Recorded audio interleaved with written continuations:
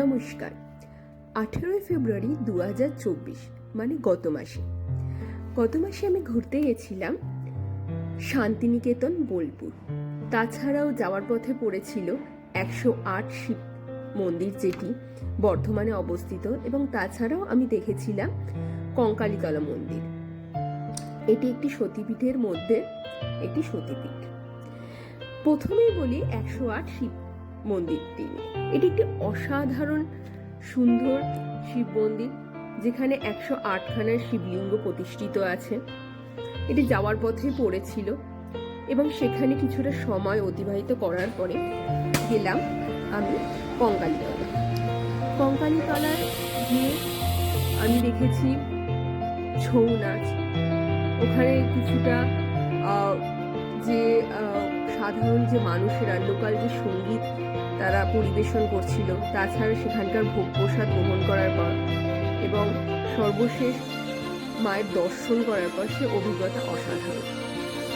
সবশেষে আসি মূল বিষয়, যেটি হচ্ছে শান্তিনিকেতন। আমরা সকলেই জানি মহর্ষি দেবেন্দ্রনাথ এবং তার পুত্র রবীন্দ্রনাথ এই শান্তিনিকেতনে এসে বিশ্বভারতী প্রতিষ্ঠা করে, এবং এখানে যে ফেমাস সোনাঝুরির হাটটি ছিল সেটিতে আমরা ভিজিট করেছিলাম। তাছাড়া এখানে আমরা সবাই জানি যে পৌষ মেলা খুব বিখ্যাত।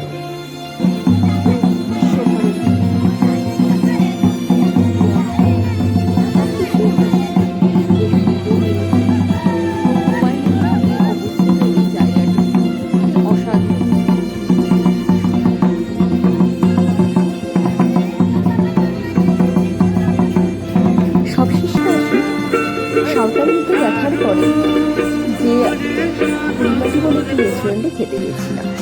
কাঁসার থালায় রিজনেবল প্রাইসে অসাধারণ খাদ্য পরিবেশন করা, এবং তার সাথে এখানকার আপ্যায়ন খুবই